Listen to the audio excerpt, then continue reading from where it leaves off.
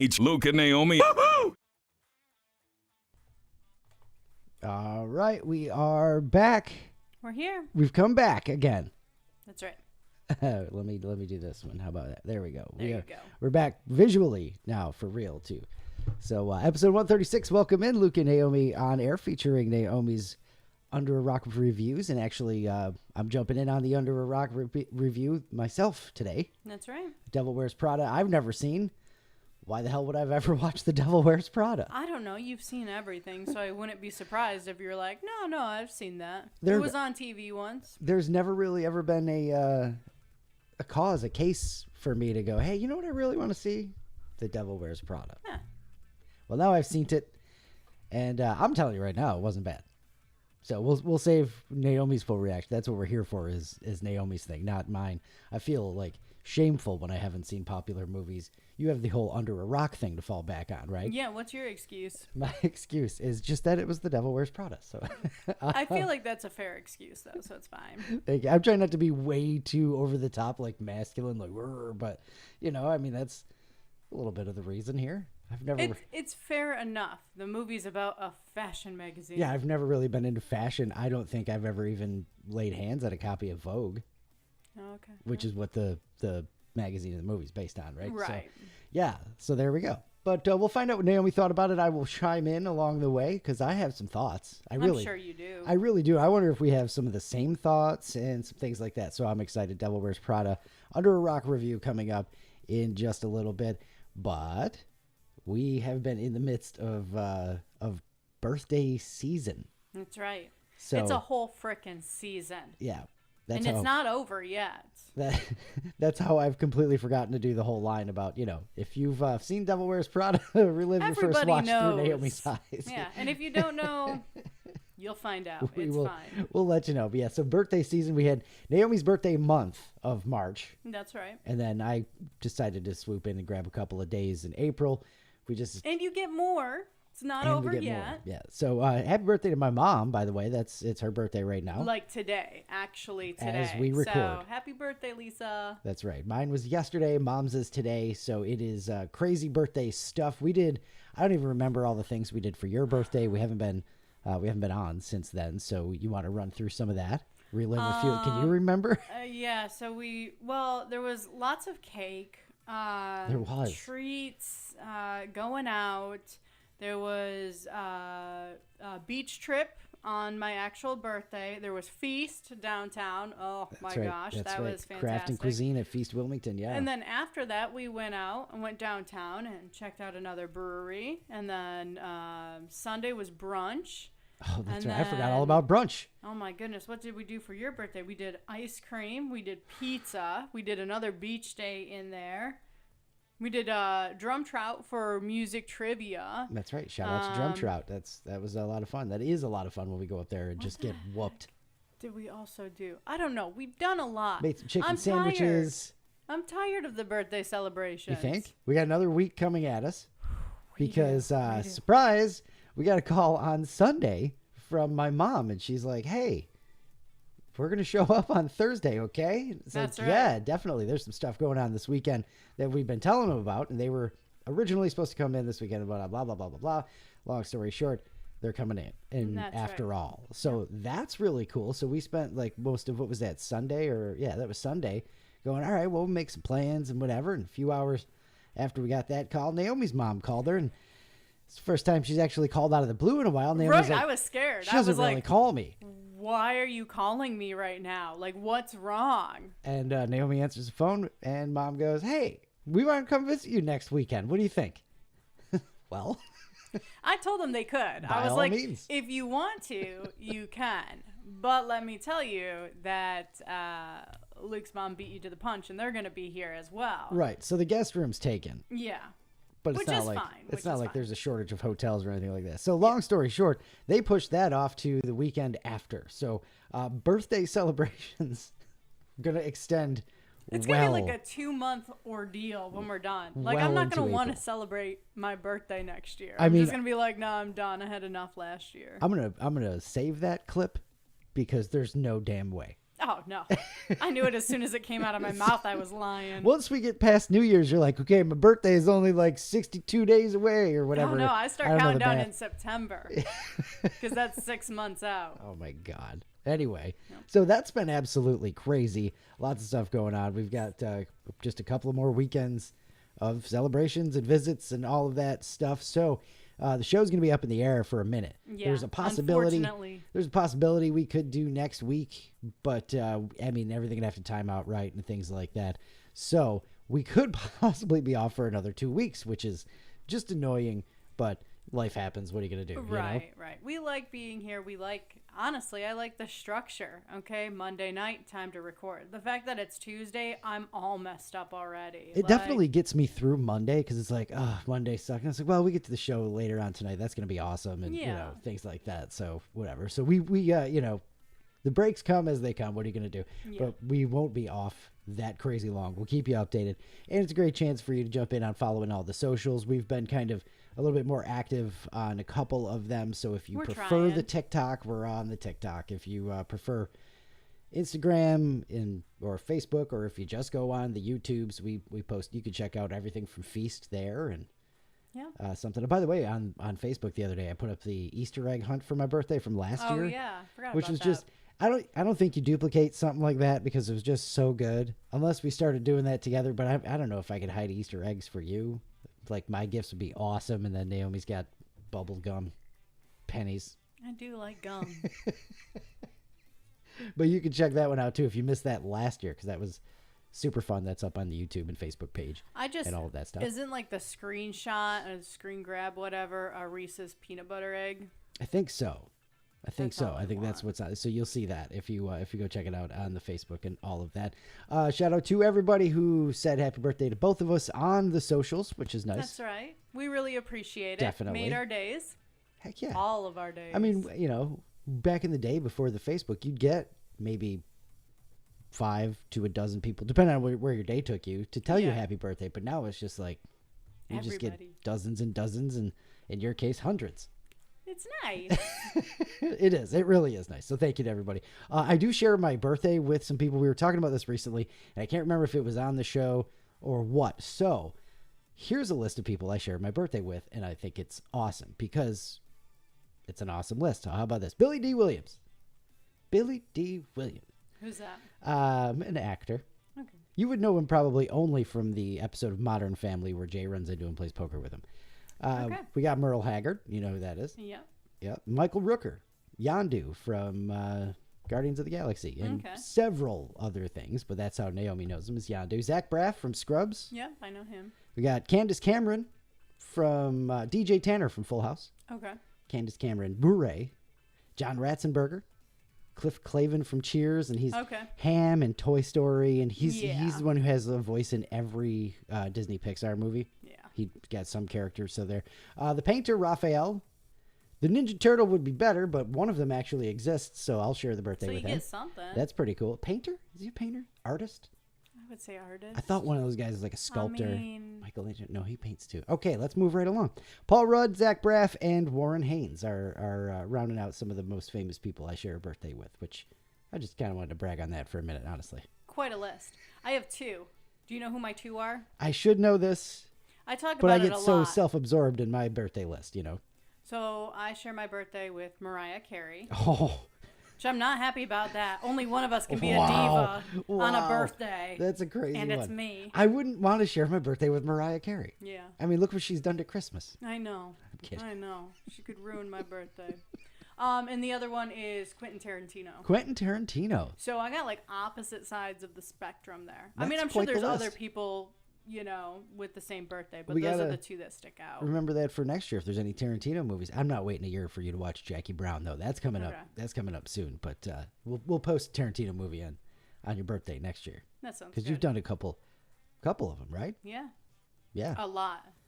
Well, maybe not a lot. All I'm thinking about is Kill Bill right now, and I know it's been more than that. Did we do Kill Bill for the show? Yeah.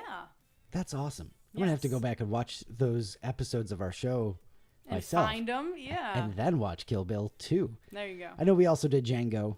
Yep. And Wolf of Wall Street. Yes.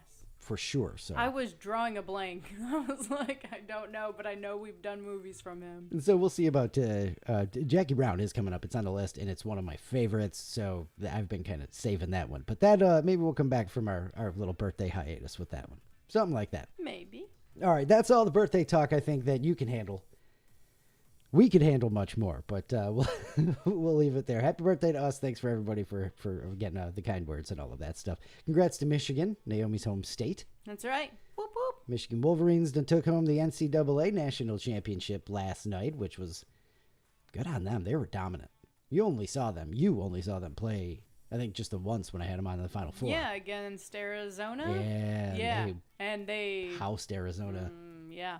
That was quite the game there. Yeah, they pretty much had control of UConn for most of the game as well last night, too. So, congrats to them. Missed the whole game. Yeah. I wasn't paying attention. Yeah, of course. I don't expect you to ever watch back. I do just kind of want to, I can't believe I haven't and don't just want to slide a bracket in front of you at the beginning of the tournament and just go, here you go. Go buy mascots or something. Yeah. I'll get you one like that just has the mascots and not even like the actual team names. That's fine. Because I bet you would just have more fun with that, right? I'm almost positive you would like that. So, all right, that's that. Let's get moving on. I got some random facts for you. Your recurrent dose of Did You Know for episode, what did I say this was? 136. Yeah. And here we go. Some random facts. Your recurrent dose of Did You Know. Did you know before Apollo 11, the moon thing is big in the news, and we didn't say anything about it, but that is awesome. I've been fascinated with it. I'm not sciencey enough to talk about it like I know what's up. They did their entry burn the other day. I don't know, but it's super cool. I knew they were far away, like the furthest away that anybody has ever been. The furthest away humans have ever been. They got farther away from the moon than the Apollo 13 crew did when they got stranded on their way back. I can't remember when that all broke down. But Apollo 13, another one of our episodes. You can check that out as well. Just hit up the list. I believe I've got it in 90s movies. There you go. That's where it should be. Did you know before Apollo 11, some scientists were terrified the moon was covered in a dust trap that would swallow the lunar module whole? That's kind of freaky. You don't know. Just like quicksand, maybe? Is that this thought never crossed my mind, but like that's freaking scary. It's causing me anxiety, and it's not even real. Now you're not going to go and explore in space at all, huh? Yeah, like that's what was stopping me. That's the straw that broke the camel's back on Naomi in an interstellar exploration. Yeah, that's where I draw the line. I love it. Not the rocket ride up there or anything like that. None of that. No, it's the possibility of that dust traps swallowing me up. Not there's like a planet somewhere, an exoplanet that they found or whatnot, where it rains glass sideways at like a bajillion miles an hour. That sounds safe. They've found some stuff out there. I'm comfortable right here. This is good. I'm gonna watch the movies about it. I love The Martian. That's as far from Earth as I'm getting. Did you know there's a statute from 1909 that is still on the books in Missouri? Says if a bull has been running loose for at least 3 days, anyone can go right ahead and castrate it. Oh, okay. You know, because back in the day, apparently everybody had one of the things. Pull that out of my back pocket. I got this one. Jason, you do it. Okay. What the hell is that about? I love it. Did you know there's nicotine in eggplants? But weird. It's not much. You'd have to eat 20 pounds of eggplants to get the nicotine effect from one cigarette. So if you're really jonesing, you're going to have to find a big-ass eggplant garden. Yeah. Is that a thing? Eggplant garden? Field? Tree? I don't think it's a tree. Eggplant Actually, forest. I'm pretty sure it's not a tree. Go find an eggplant forest. Did you know Frederick Bauer is the inventor of Pringles? I think I'm saying his name right. Baur. So I would say Bauer. Bauer? Sure. Bauer. No. He died in 2008, but before he did, his final request was to be cremated and buried in a Pringles can. Why not? It's your legacy. His children fulfilled the request, but they argued over what flavor can to use. You have to be specific when it comes to your will because of things like that. You got to argue about something that your parents passing, right? It wouldn't be right if you didn't. He did not like original. He liked sour cream and onion. That was his favorite. What's the cheddar? It was just the orange can, the cheddar cheese, I think it was, that we used to get all the time. I don't think that was cheddar and sour cream like the Ruffles. I have no idea. I don't remember. Pringles had an orange can that we used to love. I know the can you're talking about. Yeah. Cheese flavor. That was a staple in the household. Yeah. That's what I would have been arguing for. No, the cheese one, damn it. He loved orange. Oh my God. Yeah, so apparently the oldest won the argument by just saying, look, we have to use original, which just seems like a letdown. That's lame. No, but he was the OG. He created Pringles. I get it, yes. Original makes sense, especially if you can't agree on it. He was an original. Yeah. I mean, do you think one of the kids is like trying to go crazy? No, the last one he made, like pizza pie, ranch. Right. No, one of the weird ones. Loaded baked potato. I loved loaded baked potato. That was one of the best ones. I haven't seen that one in forever. That's why you remembered it, because I used to be like, no, we can't. We got to look for loaded baked potato. They were real good. Did you know Madison only became a popular name for girls after the movie Splash was released in 1984? Really? Yeah. That's funny. Apparently, Daryl Hannah's characters, because I haven't seen Splash in forever, so I don't remember this. Have I seen Splash? Anyway, she picks the name off of Madison Avenue street sign. Tom Hanks says, quote, "But Madison isn't a name." It is now. How about that? Now we have all crazy spellings for it, too. Creating a name. Yeah. Oh, my God. I forgot about that. Let's not get into millennial spelling. Bonus points for best spelling of Madison in the chat. Yeah, there you go. How about that? 10 bonus points. Let's make it interesting. Let me see my list here. What else we got going on? That is your recurrent dose of Did You Know Some Random Facts for episode 136. Champagne, we don't really get into too much because when we celebrate, it's usually with like a beer or something like that. Yeah. Occasionally a glass of wine. Yeah. A little bit of champagne if it's something like it's offered at a dinner or a celebration or whatever. Yeah, absolutely. If somebody puts a glass of champagne in my hand, fine. You're not going to say no. We're not going out looking for it. But if we ever do, we got to be careful because apparently there's a fake champagne coming, which just boggles my mind as to why. Right? So if you're looking for the celebratory cheers, I'm not dogging the, sober people out there. I'm just saying, like, if you're going for champagne, get champagne, right? Yeah. And there are the people who go with the Martinelli sparkling cider, which you get, which is probably better than champagne, actually. But apparently now there's a company called Odd Bird that produces non-alcoholic wines and quote-unquote de-alcoholized champagne. It's supposed to have the craft and taste of an elevated sparkling beverage. And they've gone and charged $100 a bottle for it. So why is my question?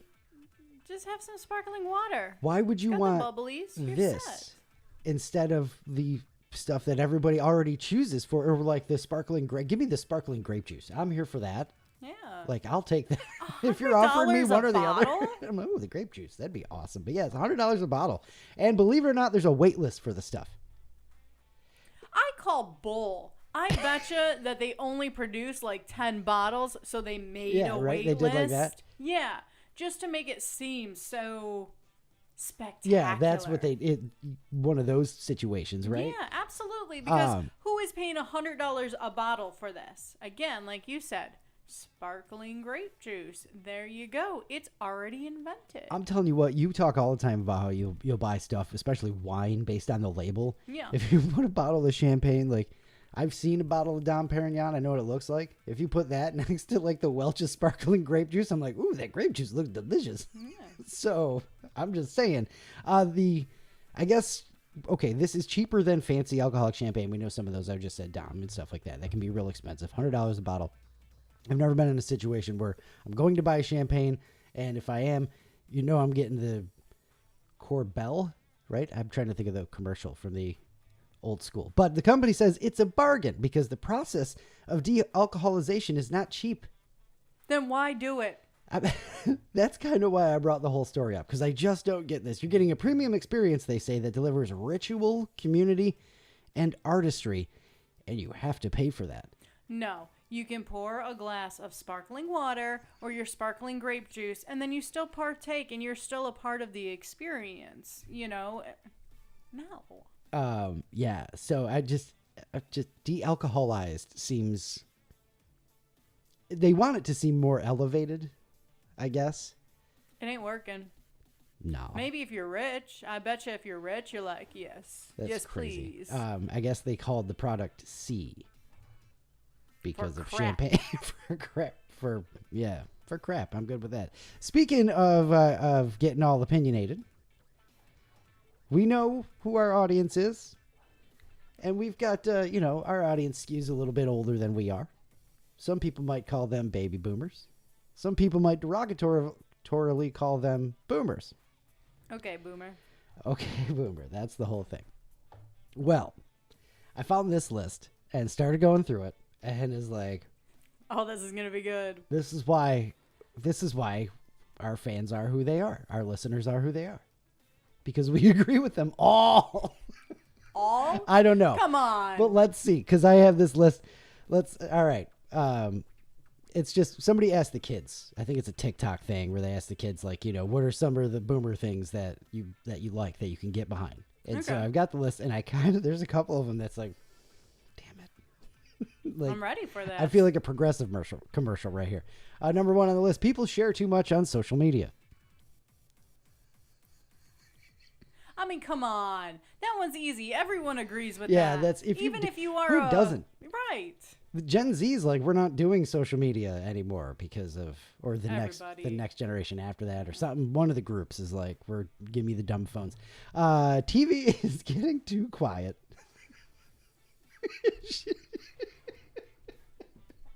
I knew a couple of these are going to hurt a little bit. Because if you look on our Facebook page, because usually the day of the recording, I've started putting up a screenshot for when Naomi pauses our movie and takes her notes. So I like to put the screenshot up to see if anybody can guess the movie.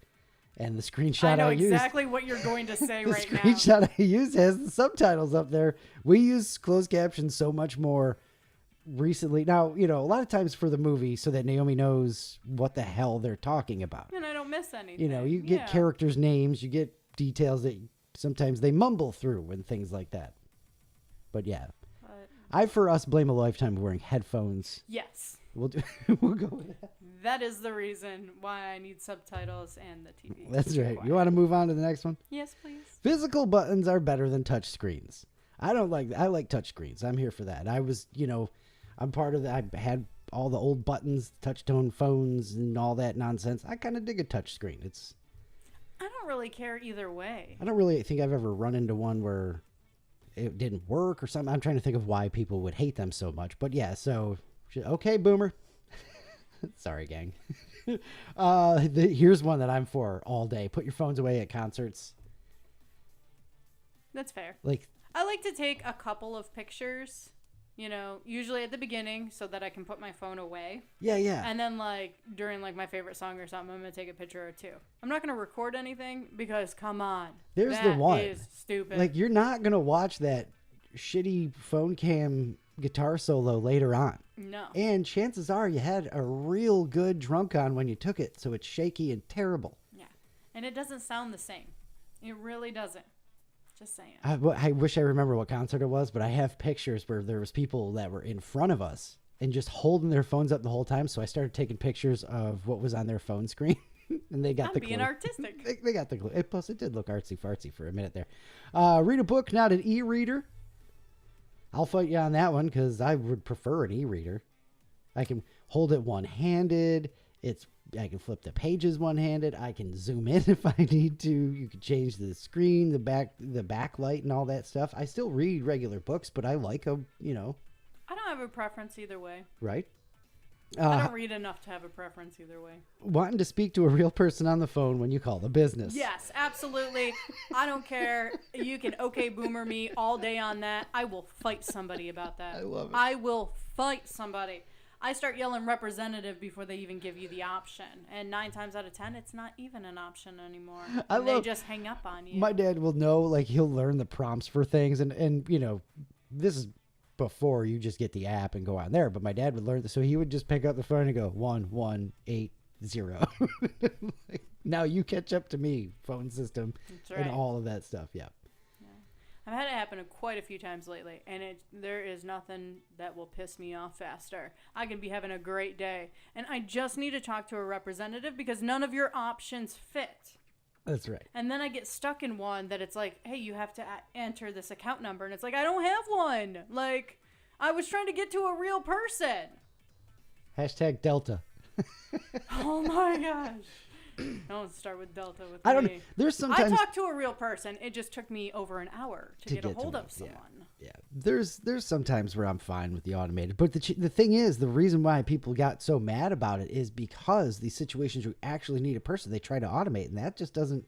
It just doesn't make sense. You need somebody. Somehow you have to be able to speak to a representative. And I get that they can't just say press 0 for representative because then nobody would go through the prompts when their simple problem could be solved without using a person. Right. It's a lose-lose situation. It definitely is. How about the music in bars being too loud? I don't think I'm quite there yet. I am half the time. Because half the time, if we go out after work, I want to have a conversation.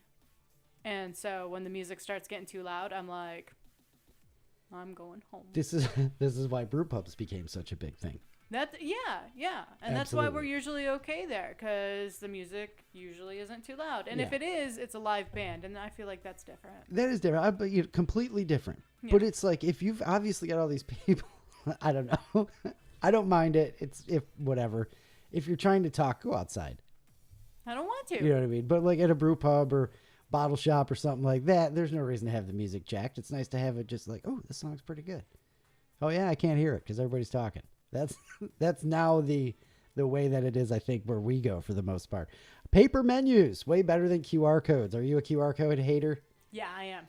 I started doing this because I was like, wait, where are we going with this? Yes, I am a QR code hater. Yeah, give me the paper menu. Let me just grab it real quick, run through it. Good to go. I like it it's a nice option to have the QR code. You know what I mean? Like, sure. I remember taking my dad out to eat, and it was like just as he had started to need like the cheaters, so he wasn't used to bringing them with him. Yeah. And we go out, and he just couldn't read the menu. It was tiny, so we pulled it up online because it was before QR codes and stuff like that, and he was able to go through the whole thing, and like, so that's helpful. So I would make the case for that. But no, you like the tactile menu experience, eh? Yep. Give me the paper menu. Now I have to ask why, because every restaurant we go to, you have just gone through the menu online already on your phone. So like I don't get you just get both? Paper. Hang on. No answer. I want to go through the menu beforehand just so I kind of know and at least have narrowed down my options or whatnot. But there have been times. The first time we went to, I don't know the place. It's the place where we were doing skee ball for a little bit. I couldn't find the beer menu. It was on a QR code, but I couldn't find any of them. That's right. It took me like 5 minutes to figure out how to just have a menu on the table. How hard is that? Tide's Tap Room. That's I think where you're talking about where we went. Yes. Yeah. And I get they were going through some changes and all of that kind of stuff, but no, just have a menu ready so I can just grab it really quick. Yeah, I mean, laminate it, leave it there, pick them up later on, wipe them down, all that stuff. Easy peasy. I'm trying to not be on my phone. I'm trying to be out with people in public and things like that. That's another reason right there. I can see both sides. I can see both sides, I think.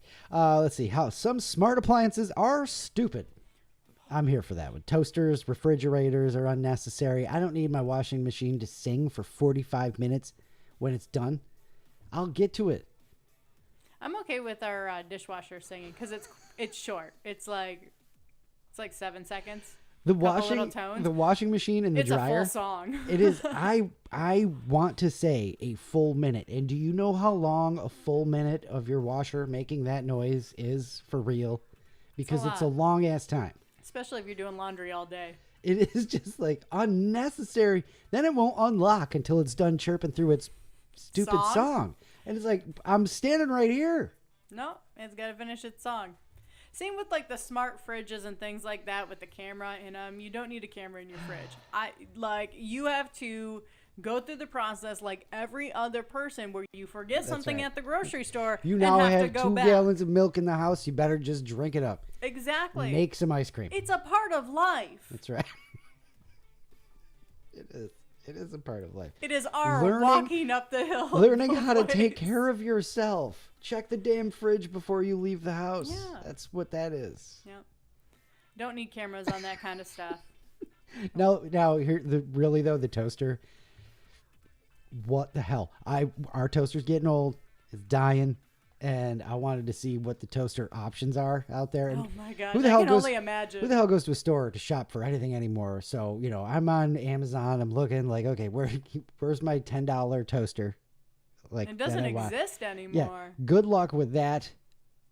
Just know, I found us a $30 toaster, but I had to sift. That's where we're at. Okay. I had to sift through. So we ran out of bed here. Through so many toasters with LCD screens on them, LED, whatever, with screens on them. There's no reason. I can tell you that I want you to toast my toast more without having to do MS-DOS on the thing.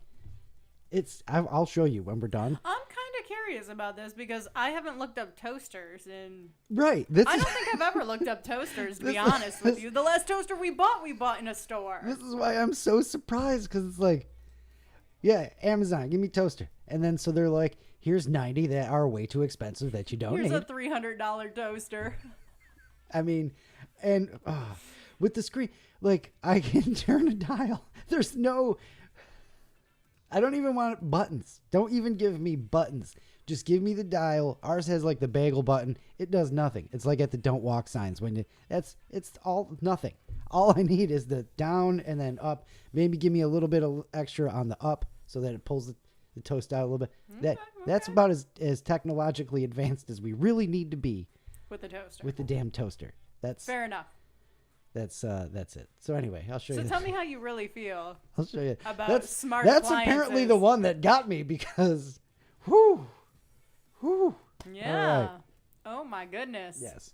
Hi guys. I can't see who that is. Is that Brandy? I think that's Brandy. I can't see from here. I'm blind. Right. Hang on. Hello. Here, Naomi's gonna get up and look. Oh, it is. Hello, Brandy. Thank you for watching. We appreciate it. Oh, yes. she hates the smart washing machine. There's no reason. There's no reason. No reason. And then that one time we looked for fridges and it was just like, oh my gosh. It's just stupid. The things that they do. And then to have your freezer make you 18 different kinds of ice. Like, come on. No. You don't need it. Okay, I thought that... It's kind of cool, but like... It's unnecessary and takes up space. And in my freezer, I need space for food. That's why I have a freezer. Not for ice. I like the ice balls, right? But I'm not going to pay for the... I have a 20... I don't even know how much it costs because I got it for Christmas. A set of ice ball makers. Yeah, you're set. It still takes a day to freeze. It doesn't... If the fridge is pouring it for me or if I'm pouring it myself, it's not really making that much of a difference. No. Where now I'm going to buy a $90,000 refrigerator. Oh, it wasn't that bad. It was like $3,000. It's way too much. Yeah. All right. You're done getting off that hill? Yeah, let's get off of that one. We got another one because I want to know what you think about this. Nothing major. Neil Peart from Rush passed away, the drummer, right? Greatest drummer ever, Neil Peart. And so Geddy Lee and Alex Lifeson are the two remaining members of Rush. Did you know their names? Nope. I didn't think you did. It's okay. You haven't really been Rushified, so that's fine.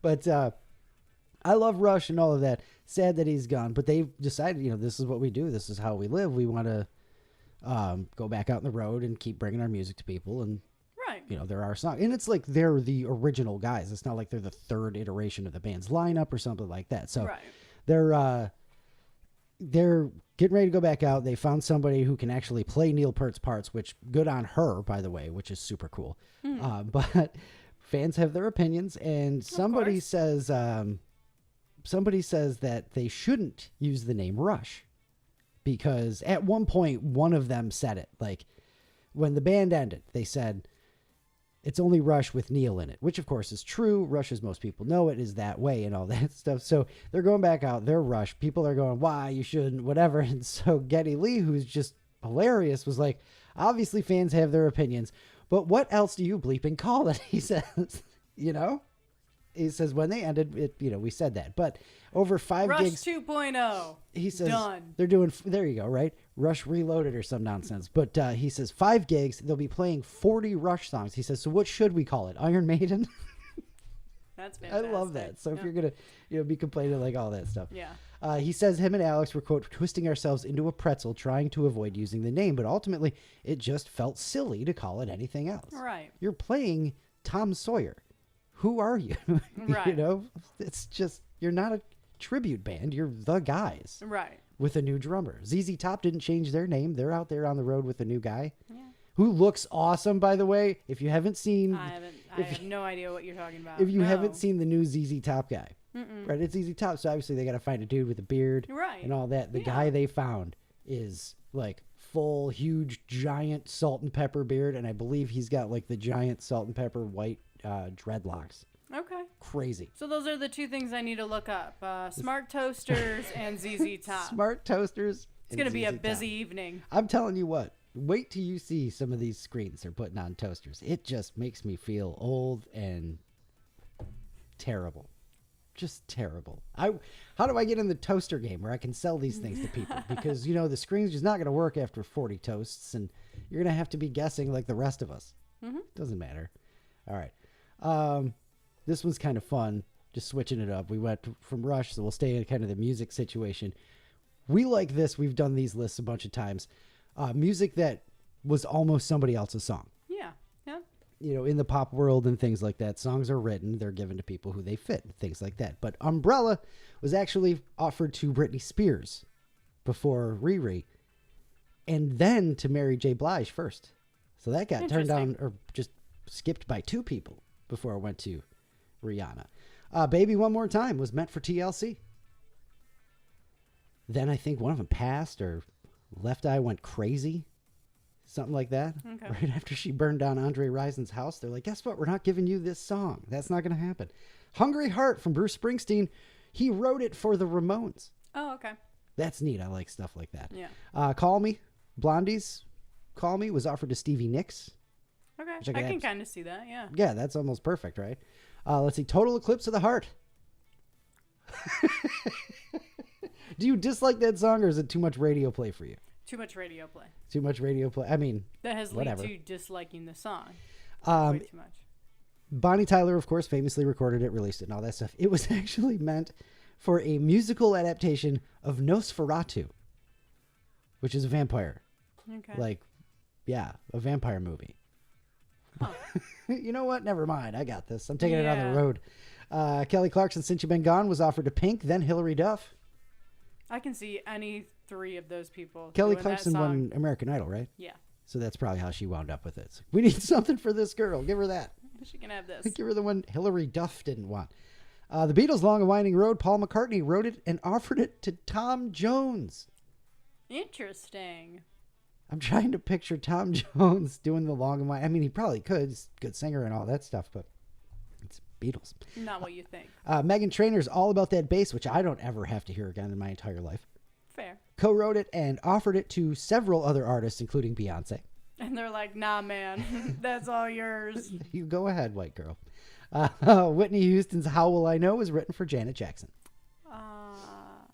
Maybe not. I thought I heard that before, but maybe not. There's a whole bunch of them, too, because we've done other lists, and I figured we were going to end up repeating 1 or 2 in here, but no, that's super fascinating just how the music industry, it's so crazy out there. But a lot of times, songwriters will do that. They'll write a song and it's given to somebody else. That's or, like when we got to talk to Kendall Marvel, who wrote a song for Gary Allen, was it? He wrote a couple. He wrote a couple of great big songs, but he was always the songwriter in the background, and then finally, brought himself forward, which is crazy stories to hear. But yeah, writing these songs and offering it up to different artists and things. Yep. Totally, totally crazy. And I mean, just if you don't know, that's just a kind of a mind-blowing that the first time I realized that's how that went down was like, wow, what the heck? I figured if you wrote a song, it's your song. Like, yeah. I wrote this song, I'm going to perform it. But I don't know. Sometimes I guess that makes sense. If somebody else, you can see them performing that song. And of course, we know a lot of our Red Dirt friends, Drew Fish and that whole gang. I mean, there's a whole bunch of them that will get together and do songwriting retreats. Yeah. Really just come up with songs and go, I don't really like Who this wants one. this You take one? it. Yeah. Which is, again, just crazy. Mind-blowing. How about that? A little peek behind the musical industry. Anyway, a little peek behind the curtain there. How about that? That's going to do it. So now we're going to get to it. Let's see here. I got a whole bunch of buttons to press. Let's see if we can handle this one. What button do I want to do? Let's go like this. All right. Now it is time for our Under a Rock review. It is. It is our Under a Rock review. I feel like I'm less under a rock because, like, I know the people in the movie. I know what it's all about. You should know what this is about, right? We'll find that out afterwards. But Naomi's Under a Rock review of The Devil Wears Prada. Take it away or get us started. Yeah. Feel free to jump in as needed. All right. Try and stop me. So we have Anne Hathaway, who plays Andy, a young girl who finds herself with the possibility of landing an assistant job to the editor-in-chief at Runway, a high-fashion magazine. And the editor-in-chief is Miranda, who is Meryl Streep. So that I knew. There we go. I knew she was in this movie. Meryl I knew Streep. she was the main character. Yes. I do believe this is my first Meryl Streep movie. I mean, not a big Mamma Mia fan, so... Fair enough. Yeah. That wasn't coming up. Yeah. So Andy shows up, and the first assistant, Emily, which I don't mention her by name until the very end. Played by Emily Blunt. Emily, played by Emily. That's fantastic. Right. Easy to remember. Basically blows her off and is like, this is a fashion magazine. You need to care about fashion. But then they find out that Miranda is on her way in, so it gets all crazy and hectic. Everyone's trying to prepare the office, make sure everything's perfect for her. Stanley Tucci and the whole gird your loins thing. Like, yes. I've seen that preview before. No clue what the hell that was all about. So, like, that makes a lot of sense. Knowing the context. Yeah. Watching them, that whole building just pucker up as she starts coming in and coming through. It gives me anxiety. It is an excellent scene. Like, a really good way to establish, her power. Her power. That's an excellent way to say it. Her power before she even steps into the room. Yeah, it's awesome. So Miranda decides to interview Andy, considering the last two people the first assistant hired didn't work out too well. And the interview doesn't go well, but Miranda hires her anyway. I love as she's going into the interview, Emily Blunt like rips her bag out of her hand. It's just the best. Like those stupid little like mean fashion-y things that they do throughout. Some of them are funny as hell, but that was just like, no, don't take this in there. Like it's whips hideous. it under the desk and stuff. stuff. What's the matter with you? Yeah. All right. So she gets the job. Before her alarm goes off on her first day, Andy's phone is already ringing with the coffee order. So she has to run errands, get coffee, pick up things. Of course, nothing is plain and simple. She's got to pick up skirts from Calvin Klein, and she doesn't know what kind of skirts. No one will tell her. She gets in trouble for asking Miranda about what kind, and I am already losing my mind. I mean, I wouldn't survive a job like this. Oh, no. No, absolutely not. Yeah, no, definitely not. I would quit after the first day. I wouldn't even make it through the first day. I'm not playing a guessing game with this. That's crap. Tell me what you want. I'll take care of it. I'm not going to read your mind. You're on your own. What am I supposed to do with no information? Like, come on. And then get you the wrong thing, so now I've wasted time. It seems like time is very valuable here. Why wouldn't you just be straight into the point? Help me and help you. Exactly. It's a huge flaw in this freaking movie. Miranda, who's supposed to be, so great and all of this stuff, but expects everyone to read her mind. Again, would save lots of time and lots of energy if you're just clear. That's right. But see, the assistants are supposed to teach the assistants and bring the other ones up and things like that. But they're all backstabby, so it doesn't happen. That's why the other two never lasted. It's just stupid. So anyway, her and Nigel are called to Miranda's office for this reshoot where we get to see Miranda's real talents and just how much she knows about the fashion industry. I actually really do like this scene. Andy's kind of laughing to herself about two belts that she thought looked exactly the same. The laugh came after someone said the two belts were completely different. Yeah, that was awesome. Yeah, but Miranda ends up explaining to her, how fashion starts at the top. It's redone, remade, trickles down to the ugly sweater that Andy pulled out of a clearance bin and was wearing right then and there. Really, really cool, like... Yeah, but it was impressive, and she's naming names and things like that, and it does make you think a little bit of, because fashion isn't something I care about either. Real surprise there, I know. But to talk about these designers and ideas and how that comes to, the department stores and all of that and makes its way all the way down, right. It's just kind of cool. It is. It's pretty neat. So I know Miranda is like the villain in this story. She's the bad guy or whatever, but I like her. See, so. I don't, as we get through these first couple of scenes, I'm asking myself is she the devil?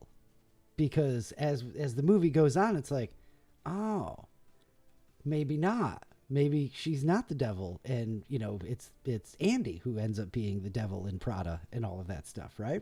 Okay, I can see that. I was going to save that for a little bit farther down, but I started thinking pretty much along the same lines as you're getting in it, just like, oh yeah, okay, she's kind of a badass, honestly. Right. Yeah. She's had years in her craft. Let's just say that. Yeah. All right, so now Andy is enjoying her weekend. Her dad is in town. She gets a call from Miranda that her flight has been canceled, and now she wants Andy to find her a flight home from Miami to New York that night. Also, there's a hurricane. We just got stranded in Dominican, 2 months ago because of, it wasn't a hurricane, but bad weather. Yeah. And that's all I could think of is how the hell does she get this done? Because I need that superpower. Right. And we're all expecting that to happen. Andy ends up ignoring her dad, trying to make all these calls, get arrangements, when her dad is finally like, it's not going to happen, let it go. And we see them kind of walking off to see Chicago. Yeah. So, of course, Andy is in trouble because she didn't get a flight for Miranda. Also, Miranda calls her fat in this scene. She had high hopes for her and all that, and went with her gut to hire the fat, smart girl. And whether you've seen it or not, you know who Anne Hathaway is. It's just hilarious. But I really don't want to touch this because that's not. You can't. Yeah. You can't touch this.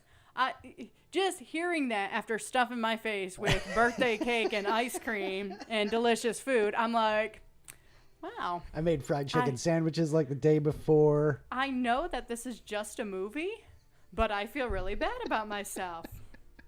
Thanks, Miranda. That's terrible. Fantastic. That's terrible. So they did well with that. All right. Fat, smart girl. Hey, I'd rather be the fat, smart girl than Dingus McGee who gets the flu. Because she gets sick later? Yeah. Okay. All right. Emily, by the way. Yes, yeah. That's it. Dingus McGee, a.k.a. Emily. Mrs. Krasinski. There you go. So anyway, Miranda runs to Nigel, who is Nope, sorry. My notes confused me a little bit here. I put Miranda runs to Nigel, but it's not Miranda, it's Andy. Andy, yes. Yeah. So Andy runs to Nigel. Which is surprising to me because, is he her friend? They bond. They have that moment in the cafeteria line that's right, where she's being herself. And he's like, well, you freaking can't. You look like a mess and all of this stuff. And she's like, okay. That's right. She fine. spills the soup on her shirt. Yeah. And then when they get called to the reshoot, he's like, come on, you're coming with me. Yeah. So there's that little bit of a friendship is mentorship budding. kind of. Yeah. So anyways, Andy runs to Nigel, tells him everything that happened. And he's like, why are you telling me this? It's not my problem. Again, budding friendship starting, and I'm here for that. I'm here for the two of them. I think that'll be a good thing through this. Yeah. So he tells her what she needs to hear during all this as well. A lot of people would kill for this job, and she doesn't even want it. He makes a good point. Yeah, she's all upset and all of this stuff, and she's using the job to open new doors for her, but she's not even trying at the job. She's stuck in the mindset that I don't like fashion, so whatever. And she was just going to try to make appointments and phone calls and not have any clue what goes on. Right. I mean, that's not going to get her a job anywhere else either, And he's basically explaining to her, you got to jump, head first into all this. Yeah. She realizes she's blowing it and decides to try harder. Then she has Nigel take her to these closets. I don't know, the whole area with the shoes and clothes and purses. And oh my gosh, is that not my favorite scene? Again, I am not a fashionable person, but if money was no object, to just be able to grab anything and everything, from having shoes that go with a specific outfit, all the clothes. Oh my gosh. All the clothes. Well, I sit here and wear, I'm pretty sure, the same hoodie every single time we record because it's comfy. I like watching her go through that whole thing too, because it was just like, this is going to be horribly stereotypical, but it's just like, tell me that, just like you said, if money was no object and you had a big giant room full of all these clothes, that you wouldn't go in there and want to pull, just a whole bunch of stuff for yourself, fashionista or not. If you put me in a room with a whole bunch of really nice suits and stuff and said I could just make my pick, I'm going to pick a bunch of things and kind of be excited about it because again, it's free, so that'll help. But money no object, and being able to dress and look good. Like, who doesn't want that? Especially she's around all these other people too, like that look good. Yeah. Do you still want to keep wearing the soup sweatshirt? So she gets back to the office while the first assistant, Emily, and her friend are talking crap about her. She looks stylish, and they're basically, they're put in their place because of her just walking in like that. Yeah. And the friend ends up saying, you look very nice, because it's true. And of course, Emily gets mad about it. It's kind of funny there. Tom Brady's ex-wife, by the way, that is. Oh, that's nice. What she looks like. This is the first or second time I've ever seen her myself. Okay. It's like, oh, okay, Giselle. I get it. So now she starts kicking butt at her job, trying hard, all of that. It's working. Miranda is starting to notice. Also, her relationship and friendships are being pushed to the side for this job, so we'll probably see some struggle there. That's kind of obvious. Then Andy makes a terrible mistake. She's told to take the book, the rough copy of the magazine, over to Miranda's house. She's told to drop off the dry cleaning, put the book on the table, and that's it. Don't talk to anyone. Don't do anything. And she doesn't listen. She ends up bringing the book upstairs, where she overhears a fight between Miranda and her husband. Uh-oh. Then Miranda and her make eye contact, and it's the most awkward and embarrassing hilarious, thing. Because then she starts heading down the stairs, and then she kind of stops, looks up, and then just sets it on the top step. Puts the book on the top step. That's great. And it's like, what? That's hilarious. And the next day at work, it almost seems like Miranda isn't upset. She's like, get the new Harry Potter book for my kids. And there's like this sigh of relief until you find out what she's really asking for. She's asking for the transcript. Yeah. An unpublished book. And now Andy has to complete this impossible task. And, if she doesn't, she's probably going to get fired and all of that. Which is the scenes of her trying to find the book. Plus also she's got to pick up a whole bunch of things, and then coffee and the steak or something like that. Is that part? That's just... Yep, she gets the steak, and Miranda's like, I don't want this. Even though she did ask for it. It is absolutely killer. And that I would she brought it, isn't that where she whips it in the sink? Yeah, she throws it in the sink. I would have eaten it, man. Yeah, I would have taken that steak for myself. I mean, it's paid for. What the hell? So Andy ends up completing this impossible task. That's right. She is reaching out with gusto. Yeah. She's reaching out to anyone and everyone. She gets hold of a writer who knows a lot of publishers from a party she stopped at to pick up some drawings for Miranda. So she's making these connections. And networking. Exactly. Yeah. So she gets the transcript. And, she knocks it out of the park there. Yeah, not only does she get the transcript, but she's got, like... the copies of them. The kids already so that have they didn't them. Look like manuscripts and all that. Yeah, on the train with the kids, all that. And here's one just so you know that I have it in case you wanted to throw it at me later or something like that. She just way over the top with it, which is just awesome. Excellent scene. And so she was going to quit before this. When she realized, okay, I've been given this impossible task, I might as well quit before she can fire me. That's right. She calls the boyfriend and all of that stuff. Boyfriend is all excited when she gets home because he thought she was quitting. Really bummed when he finds out that she's going to stick it out. I get it. The job has taken over her life, and she's changing, and the job is demanding, and it's going to ruin their relationship eventually, I see his points there and stuff like that. And watching her run herself ragged is one thing, but when they do show her outside of work with her friends, she doesn't seem absolutely miserable and like with the life beat out of her. She seems a little bit vibrant and excited, which is like, why wouldn't you, notice that a little bit? Like her one friend just totally blows her off about it. Right. And stuff like that. Yeah. And I feel like it was built up to cause that dramaticness, you know, to make it seem like a bigger deal. You had to believe that this job has completely taken over her life. Honestly, I think the relationship in this is tacked on a little bit. It's awful. It's so bad. If she was like, if she had landed a dream job she was looking for, where she's this crazy journalist or in the publishing world or wherever, she was going to end up being run ragged anyway. Yeah. He just doesn't like that she's with high society, is what it seems like. Well, yeah, because it is changing her. Of course. And we find out that later, that some of the things she does, she is acting like everything she doesn't want to be. So she's changing, and she doesn't realize the things that she's doing that is changing. But I also believe that, that's just a part of life, too, with jobs and things like that. For sure. For the movie, though, we needed to have that struggle. Like, come on, what are you, 20? Like, well, they were. Things are going to get a little bit different, especially when you're starting out and you're trying to be successful.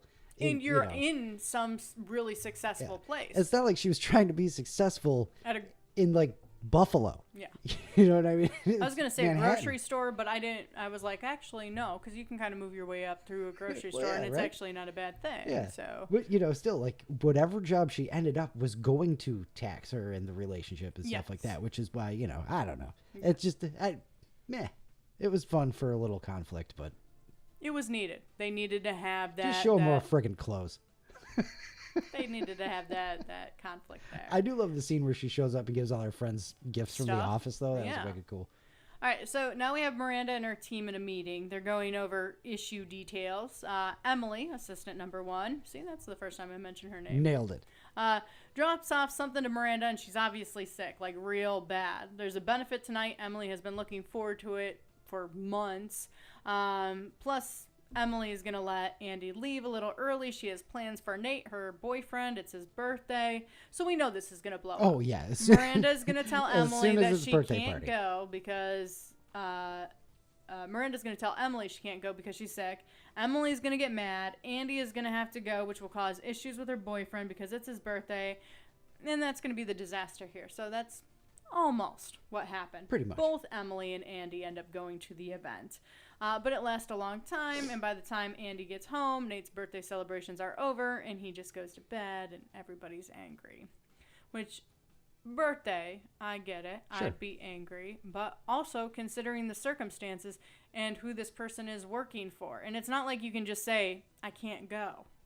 Okay, well then lose your job over this. Like you would. Yeah. Like Miranda's going to keep you around because you said you couldn't go to an event that she asked you to be at. And then, so she say she does this. Like, well, I can't. I got the birthday thing. And then she goes there, whatever. She loses that job. Now she has an even harder time getting back in because, unlike the end of the movie when she gets this glowing review, she wouldn't have gotten any kind of anything out of it. So now she just wasted almost a year of her life running around ragged and all that stuff just to give it all up for other Dingus McGee's birthday. And it's her boyfriend. They're not married. They're not engaged. Well, also, how does he not have the mindset of, oh my God, you're going to get so rich. This is going to be awesome. You know what I mean? Be hanging on to those coattails. Hey, do you got any dudes' clothes floating around? Yeah. All right. So we see Andy dropping off the book to Miranda's house when Miranda calls her into the side room. She takes the book, explains to her that Paris is the most important week of the year, and she wants Andy there, not Emily. That's right. Of course, Emily has made it very clear since day one, since we learned her name, how important Paris is to her and how important it is for her to go. She's even starving herself to go. I'm glad you mentioned that because I was going to if you didn't. Like they very Anytime much... I feel like I'm going to faint, I eat a cheese cube. It's just perfect. Really? I felt a little weird today, so I ate a granola bar. Maybe I'm hungry. Anytime I feel like I'm going to faint, I have a cheese cube. That's the diet, too, by the way. That is the extent of the diet. Nothing else. Yeah. I don't even believe she's allowed to have water. I mean, at one point she says, oh, thank you. I haven't eaten anything. Wait, what? Okay. All right. So Andy's basically like, I can't do that, Miranda. I can't go to Paris, all of that. And Miranda's basically like, you have to.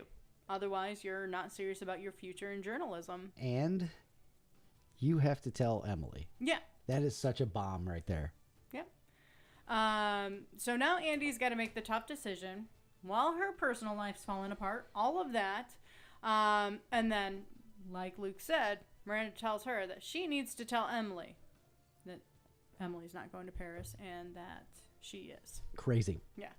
Andy calls Emily. Because they're trying to be friendly, too. You know what I mean? Like, Andy spends the whole movie just trying to, get on her good side and be colleagues, basically. And... Yeah. So Andy calls Emily, hoping Emily will not pick up, but Emily answers, and, they're just talking back and forth for a little bit. But during their conversation, Emily gets hit by a car. Did not see that coming. Fantastic little twist there. Now her leg is broken. She can't go anywhere, so she wouldn't be able to go to Paris. Be really easy to sneak that one going, hey, you can't go anyway. That's right. I was wondering how that was going to go down, because Miranda's like, no, you have to call her now and tell her immediately before she even gets in the office. And then, like, I'm going, what? Why? And then the phone, and then she answers. I'm like, just get it out already.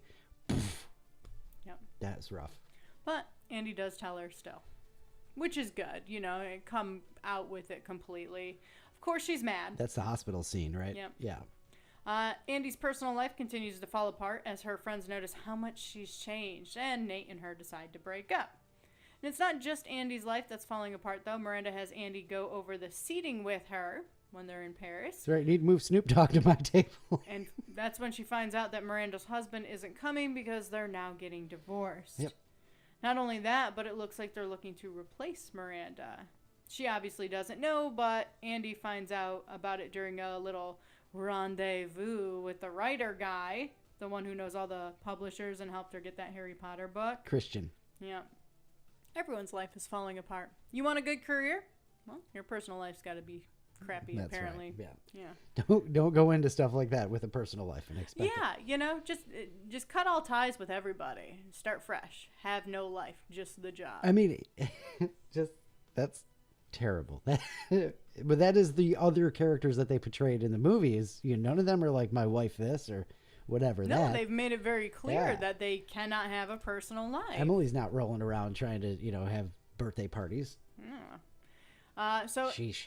Andy's trying to do the right thing.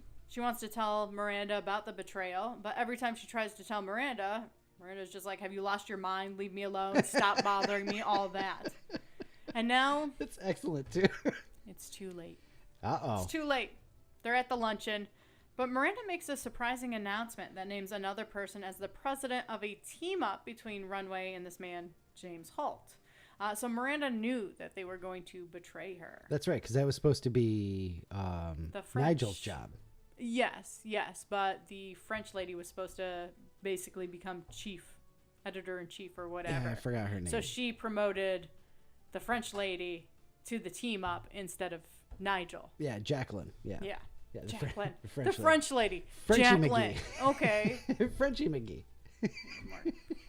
Done. All right. So Miranda knew they were going to betray her. She did what she had to do to protect herself and the job. Later in the car between Miranda and Andy, Miranda admits that she was surprised that Andy tried to warn her and actually was, impressed by it. Right. And they talk about betrayal when Andy realizes she is like Miranda and betrayed Emily to go to Paris. And at that point, she's like, she's trying to defend herself. And she's telling Miranda, I didn't have a choice. But Miranda explains to her, yeah, you did. Yeah. You made the choice. I told you, you either go or you don't care about journalism. You decided to go. That was still a choice there. She could have given up that job at any point and actually quit and all of that stuff. Yeah. Yeah. Realizing she didn't want to be like that, when the car stops, Miranda heads up the stairs in celebrity fashion while Andy takes off in the other direction. When her phone rings and it's Miranda, she throws her phone into the fountain. Back in New York, Andy lands a job at New York Mirror, and the hiring manager says he received a reference from Miranda stating that Andy was a disappointment and he would be an idiot for not hiring her. There you go. What a happy ending. That's right. The famous line, or I don't know, pretty famous line from the movie before Andy gets out the car is the whole, everyone wants this. Everyone wants to be us. Yeah. And then Andy's like, nope. And heads out the other way. Not me. Yeah. Peace out.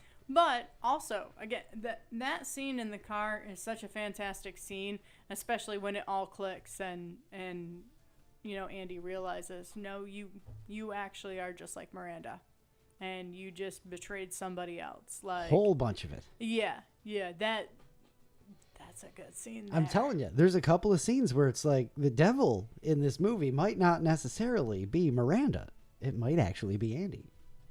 Well, I feel like at the end when, all the betrayal happens. I mean, Nigel, when he's all excited to be promoted and then finds out, he's just like, she'll pay me back when the time's right. And Andy's like, are you sure about that? And he's like, No, but I have to be hopeful. And it's just like, okay, that sounds like a waste of life, but okay. Go get him, Tiger. That's right. And when he's celebrating when he thought he had the job, and he's like, I can actually visit Paris when I come to Paris and things like that. Like, And he thought he had a life. And it's Stanley Tucci. How do you not like any character Stanley Tucci does? Right? Like, geez. Even in the Hunger Games, it's like, the guy's awesome. All right. Do you want to do the trivia for the movie first or our questions? What do you think? Trivia. Let's do the trivia. All right. On the first day of filming for The Devil Wears Prada, Meryl Streep told Anne Hathaway, I think you are perfect for this role. I'm so happy we're going to be working together. And then she paused and said, that's the last nice thing I will say to you. I love it. Because, got to get in character. Right. And it was. Fat, smart girl. Multiple loans from fashion designer. Fat, smart girl. That's terrible. Multiple loans from fashion designers for this film. They still spent more than $1 million on costumes, despite all of the clothes on loan. Still spent more than $1 million. I believe it. Making it the most expensively costumed film in history. And the costume designer, Patricia Field, got an Oscar for her work on the film. Of course, Miranda Priestley was inspired by Anna Wintour, the editor of Vogue magazine, who, if you didn't just see recently, she was honored by something. Anne Hathaway presented her the award. Anne Hathaway gives her the award, steps back, and Anna goes to the microphone and goes, thank you, Emily. Yeah. And like Anne does this awesome, like, oh my God faces, just hilarious. And that's before I even saw the movie. It was just like, that's. So, Anna Wintour not invited to the premiere of this movie. She did, however, get an advanced screening for the press, along with her daughter. Little Harry Potter manuscript action there. There you go. And while she attended the screening dressed head to toe in Prada. There you go. By the way, Wintour's daughter could be heard nudging her throughout the screening, saying, they got that right. And although never commenting on it publicly, she reportedly really liked the film, despite being skeptical initially. The only contact production had with Vogue was the production designer who snuck into their offices to get a look at Anna Wintour's office. He recreated it so authentically that it is reported that Anna redecorated her office immediately after the movie came out because she couldn't. That's funny. Yeah, right. Isn't that amazing? All costumes were sold off at an auction for research of breast cancer. That's cool. Anne Hathaway bought the green dress her character gets to wear. The one item Meryl Streep kept was her sunglasses. Oh. Which she used again in the money, money, money scene from 2008's Mamma Mia. Okay. Which I don't know anything about. But Brandy, if you're watching, I bet you do. Right? That wouldn't surprise me at all. The idea of having Miranda appear without any makeup in the scene where she opens up to Andy about and worries about the effect of her divorce and the public disclosure on her daughters was Meryl Streep's idea. It's a good idea because it made her humanized. Yeah, absolutely humanized. A really good scene. In the last scene between Miranda and Andy, Andy asks Miranda if the lifestyle that Miranda led wasn't what she wanted. Miranda responds, everyone wants this. Everyone wants to be us. The original line was, everybody wants to be me, but Meryl Streep did not like that. She found it too self-involved, so she changed it at the table read, everyone wants to be us. And that stuck. I like it better anyway. Yep. Let's see here. When David Frankel was talking to Stanley Tucci, I do like the us better. It's just, the royal me. When David Frankel was talking to Stanley Tucci about how he should react when he finds out about the job his character wanted is going to somebody else, he told him, pretend you were nominated for an Oscar and heard another actor's name. Meryl Streep overheard the conversation and said, I can help you with that one. That's great. The New York Mirror that hired Andy was a real newspaper in New York City. In 1898, they ceased publication, often published first editions of Edgar Allan Poe works. Miranda Priestley was originally written for Glenn Close, but Close said, I was sick of being typecasted playing villainous roles. So she went to Meryl Streep. It was like the songs we were talking about earlier, going to somebody else, right? Yeah. If you watch this movie again, Andy's eyeliner gets increasingly thicker during her time at Runway. That's funny, because I noticed at the end that the eyeliner was very thick, and I was like, wow. Huh. Right on, Brandy. Thank you for coming. She goes, yes, I love Mamma Mia. There you go. See, awesome. You knew who would know the answer. That's there. Right. We know our audience. That's correct. So anyway, I almost want to watch this again for the eyeliner. I don't think I'll be able to tell at all, though. So it's at its thickest when she's in Paris getting ready for dinner with Christian. A few scenes later when she meets Nate in the restaurant after quitting Runway, she's not wearing any at all. Yeah. She looks back to like her normal self. That's right. The film makes a couple of changes. It was a book, apparently, and a couple of changes. Let's see here. They toned down the character of Miranda. Nigel is only a minor character in the book and is flamboyantly gay. And also in the novel, Miranda's English and Emily is American. They swapped those around. Okay. In the movie, Emily is hit by a cab, which prevents her from going to Paris. In the novel, she gets mono, which meant she couldn't go. And in the book, Emily mentions how difficult it was to convince Miranda that mono was a real disease, which I love. Nigel tells Andy that when her entire life falls apart, it will be time for a promotion. Yeah. It is only when she's promoted from second to first that she hits rock bottom, loses the boyfriend, the friends are all mad, and all of that stuff. Yeah, that's funny. I didn't put the two of those together. How about but I that? do like when he says it. It's time for a promotion. That's right. Hit rock bottom. And finally here, just another little one win. Miranda tells Andy she'll be going to Paris instead of Emily. Andy's wearing a Chanel necklace that has Eiffel Tower charms on it. Okay. So nice little touch there. Nice little touch there. All right. That is our movie trivia. We like to throw in some behind the scenes stuff that we can find afterwards. But now we got to get to our review questions. I'll just throw in my 2 cents along with these as I ask you. But we got to start with number one. They didn't say the name of the movie in the movie, so we're skipping right to Did You Like It? They should have said the name in there. They had opportunities. This would probably be a good one for that. There could have been. The Devil Wears Prada. Yeah, so you could see Stanley Tucci saying that, couldn't you? Exactly. That's exactly who I imagined. I don't know why, but that was a really, really good Stanley Tucci. Maybe it's just in the context of the conversation or something like that. But I knew that's exactly what you were going for. Yeah. So. Anyway, did I like it? Yes, I did like it. I mean, again, you have your little cheesy moments where we needed the conflict with the boyfriend and all that. But the storyline is, I don't know, I enjoyed it. Yeah, the boyfriend storyline was a little tacked on, but it's. Yeah. I mean, I've seen a million movies that just wedge a love story in there that are 1,000 times worse. So I can't say that I didn't like this. Yeah, it was fun. Again, never really seen a Meryl Streep movie that I know of. I don't think I've ever seen anything Anne Hathaway has done that I was like, that's terrible. I've only seen like 2 of her movies, but still, Batman, Dark Knight Rises, but that ain't her fault. So there you go. I'm just not a fan of that one. But that one. What else have I seen her in? The Intern with Robert De Niro is just great. Oh yeah, I forgot that's her. Yeah, right. Yeah, it's a phenomenal movie. And then there's something else I'm blanking out, but it doesn't matter. Next one up. Favorite quote? Do you have a favorite quote from the movie? Well, I don't know. The one we were just talking about, the promotion, is a good one. Yeah, that is a really good line. Yeah. I just like the gird your loins thing in the beginning because, again, I've heard that so many times in like commercials for it and stuff, and so now I know. Or the end where everybody wants to be us. Everyone wants this. Everyone wants to be us. How about that? That's a great line. Very good. Do you have a favorite character? Favorite character that's not Stanley Tucci, by the way, because I know you'll go right to him. Miranda. Miranda is your favorite character? Her. I loved her, and I think Meryl Streep did a great job. Very cool. You know, like she just had this power, and they did a great job of building that up. Again, having everybody run chaotic and bow to her needs and all of that stuff. But I mean, if I walked into that office, I would really believe that Miranda had all that power. Be like, this ain't a movie. That lady's in charge. My favorite character is Nate, the boyfriend, because he's always making grilled cheese, and like with good cheese too. He does, yeah. Was he talking about Jarlsberg or something like that? Yep. I'm kidding. It would probably have to be Miranda. I think. And then just how does she end the conversation? That's all.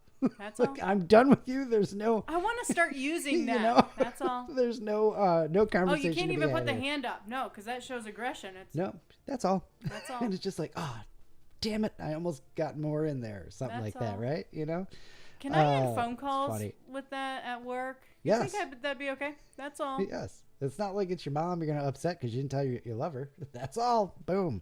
Do you have anything else? No, that's all. Done. I love it. All right. So that's my favorite quote. I changed my mind. I think it might be mine too, actually. That's I'm going with that one. Cringe level. Was there a cringe level in this? Would you get cringy at all? No, just a little bit. The boyfriend, that's a little cringy. You know what made me a little cringy is the not boyfriend, the Christian. That guy, because he does the whole, with the stupid boyfriend thing. It's like, dude, but mind your own business. Yeah. Like, she's got a life. Yeah, but she didn't stop him. Yeah, but it's she was just like, that's fine, but he still came off all sleazy. Say that. Yeah, absolutely. But then she sleeps with him, so that's kind of her problem. Yeah. Yeah, it is. Talk about mixed signals there. But then there's like one thing he says and stuff. It is very cliche and indicative of the times and all of that stuff. So that's just where my cringe would come from. Brandy says that the sequel is already out. Is the sequel already out? I knew that they were making it. But, all right.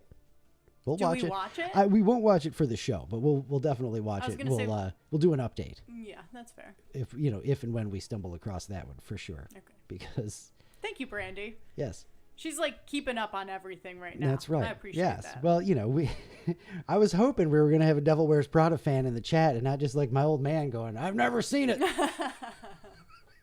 Or my parents randomly stumbling upon the show. That's right. Hey, I saw that you were live today. Let's see here. This might be my favorite one to ask you. What did you know about this movie before? I knew Meryl Streep was in it. And that's it? Yeah. Oh, it comes out in May. Thank you for doing the Googling there as well, Brandy. That's producer credits for this episode. That's right. Yeah. You make sure you get those in there. Yeah, that's about it. I knew it had to do with fashion, I'm pretty sure, because Prada was in the name. And I know Prada is a high name. Thank God Chanel, I get that. Louis Vuitton, I've got a few I know. They named so many other ones. I was like, what the hell is that? Have you ever heard of the shoes, right? Like the Manolo Blahniks and stuff like that? I knew the Jimmy Choos. I don't know. I'm trying to figure out why I know these things. I like when she, what was it? She called and she's like, how do you spell Gabbana or whatever? Yes! They hang up on her. That's the best. She's never gonna, can I take a message? Okay, how do you spell Gabbana? It's just... That's a good one. That might be my favorite line from the whole thing. Yeah, that's a good one. How do you spell Gabbana? Oh my God, that's terrible. That's about as much as I knew from the movie. So I knew, the major players: Anne Hathaway, Meryl Streep, Stanley Tucci. Knew it was about fashion. I knew it was about basically Anna Wintour and Vogue and stuff like that. Didn't know that it was a book first, which is fine. I think that's it, right? Yeah. I forgot that Adrian Grenier was in it. I don't know how to say his last name. That's the boyfriend. Yeah. So there you go. I knew a couple of things. Let's see. Your thoughts going in? I don't know. I thought it would be kind of a easy watch kind of deal. I was in for it. Ready. Didn't have too many thoughts. Yeah, right. I wasn't like, oh man, I'm gonna dislike this movie, or oh my gosh, I'm gonna love this movie. It wasn't like gearing up for a big one, Godfather or something like that, right? Or the 80s action movies that we've been watching and stuff. I mean, I gotta get geared up for those. If you haven't seen Predator, get to the chopper. I was waiting to throw that in this episode for no reason whatsoever. And there you go. You found a reason. That's right. I have to applaud you for that. That was well done. I'll find a way to crowbar something into there. Yeah. Just congratulations. cram it right in. Let's see. What question were we on? Thoughts I'm not helping you now. My thoughts going in was I definitely want to see Meryl Streep's performance in this because I've heard so many things about it, and all I really could think of was The Office episode. Of course, everything's got to come back to The Office with us. When Michael Scott throws his coat at Pam every time. And then steak! Where's my steak? Get me Armani. Yes, yeah, give me Armani on the phone. Yeah, so like, if that's all I can think of is just like, okay, where are those parts? I was just waiting on those. What surprised you? I don't know. I don't think there was really anything surprising in this movie. Nothing really, characters in it that surprised you, things like that. No. Yeah, there wasn't any major surprises for me. I'm trying to, the amount of grilled cheese that's mentioned, just. I guess that's surprising. It is. Surprises me that he sort of wants to take her back at the end. Because I wouldn't have, But she doesn't. Did he know about Christian? Because he doesn't know they banged. That's right. Did they? I would say yes. She's naked in his bed. Okay. They definitely banged. All right. Let's see. I'm not going to split hairs here on that one. Would you have liked it more or less if you saw it when you were younger? I'm going to go ahead and say no. I probably wouldn't have liked it, 20 years ago. How old is this movie? Jesus. I don't know. Was it here? Anyway, I'm just going to leave it there. Yep. A while ago, I probably wouldn't have liked it. I don't think it would make a difference for me. Not? Nope. I don't think I would like it more or less. Favorite part? The clothing scene is definitely up there. How do you spell Gabbana? That's definitely up there too. But the clothing scene where she gets to pick out all the clothes and they give her the fancy shoes and all, I want fancy shoes. That's what I like. If I had $1 million, it would be the fancy shoes. So I definitely like that scene a lot. I like Miranda. So like all of her scenes. All of her scenes? Yeah, when she, starts talking about the industry or talking about fashion and like Meryl Streep does it so well. Yeah. Like you actually believe that she legit knows everything she's talking about. The it's ins, pretty crazy. The outs, everything. Her character is just so believable. I do like how they, you're sniggering at the whole fashion industry and all that stuff. But here's where, like you said earlier, that whole all the way down to you picking it out of the discount bin at wherever you picked it out of and all that stuff. Like the way that they portray the industry like that as opposed to how it's But also, I mean, Nigel ends up talking about it a little bit too, where he's like, you mean this a magazine that employs, thousands upon thousands of people and creates all of these things and all of these jobs and whatever. And it's just like, oh shoot, again, I can't afford high fashion. So, you're preaching to the wrong choir there. Yeah, right. But it kind of just opens up your eyes a little bit to that kind of stuff. Yeah, for sure. Yeah. My favorite part might be the scene where it's, she's breaking down in the hotel room in Paris. And, here she's sitting on top of the world in Paris, but her husband's leaving her. She's worried about her kids, all that stuff, the humanizing moment. Yeah. And just Anne Hathaway in her way where just she looks like she wants to just hug the hug the bejesus out of Miranda too. Like, is there anything I can do for you? So that's probably do your job. My favorite part. Yeah. But honestly, that is what she needed. She needed the assistant to be the assistant at the time, right? Least favorite part. Well, didn't care for the boyfriend conflict scenes. Those are stupid. Her little rendezvous with the other boyfriend. That was stupid. Yeah. And then her friend getting mad at her because the guy kissed her cheek. There's my least favorite part. Like, she blows up. She doesn't even know the freaking story. And she sees a guy kiss her friend's cheek and then gets mad at her friend?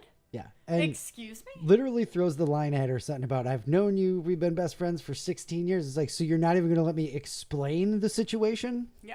Like, bad friend. In the book, I'm pretty sure, unless I read it incorrectly, I'm pretty sure that friend becomes an alcoholic based on the actions of Andy.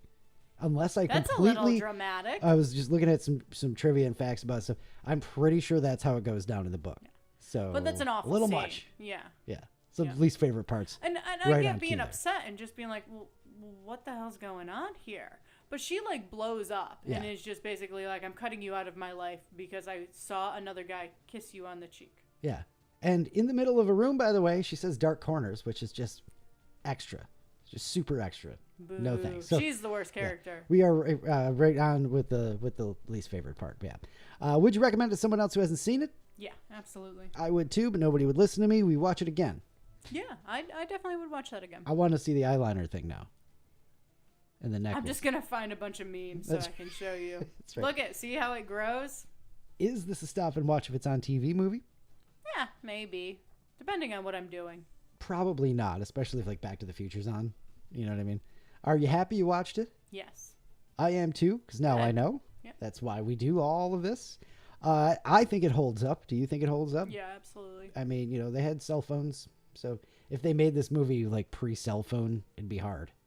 It'd be definitely Pagers hard. going off. Oh, shoot, I got to find a payphone to call Miranda. But she's not going to answer the phone, so you're screwed. That's right. How are you going to get a hold of Emily and tell her that she ain't going to Paris? No Paris. Going across the beeper. All right.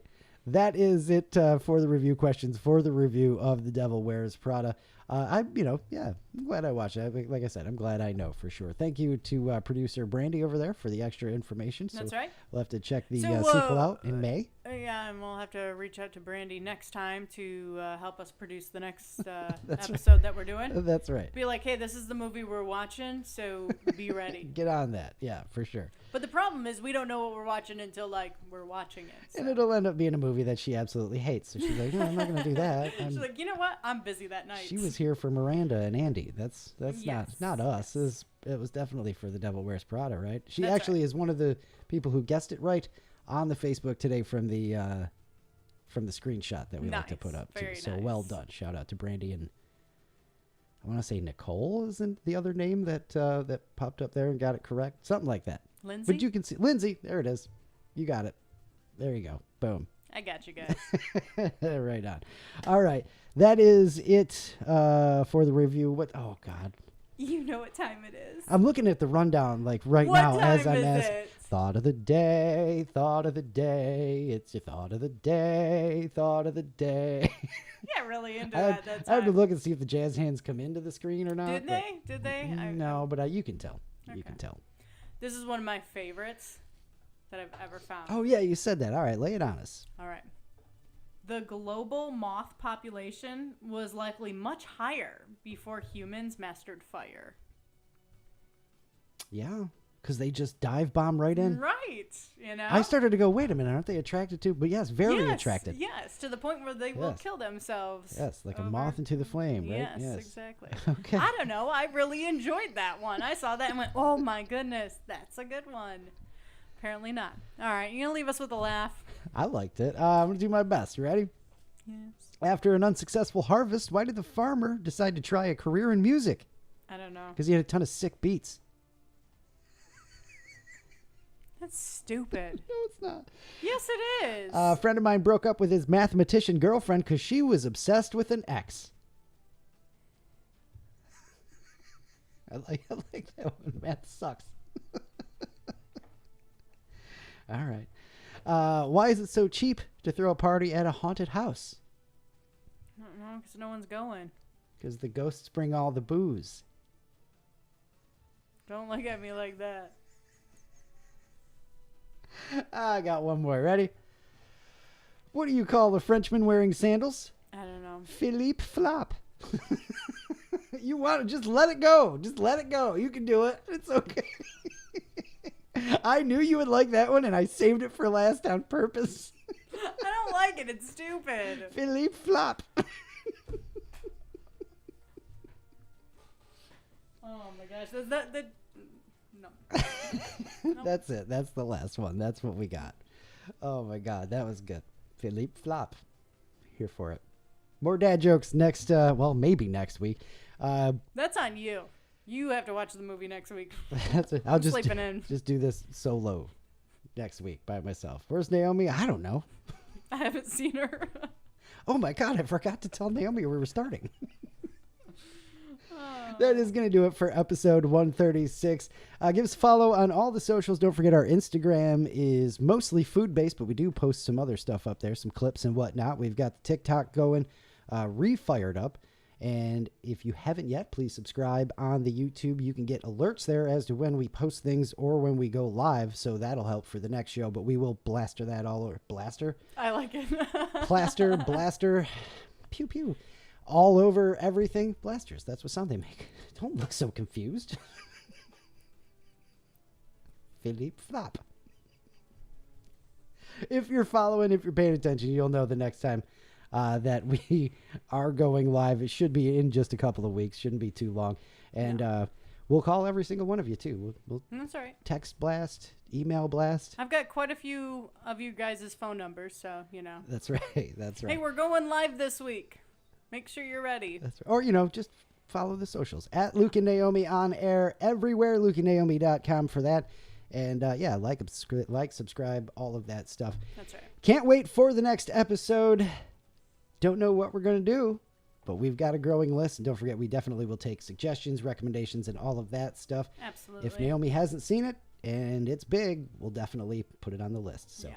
Until episode 137, have some fun and be excellent to each other.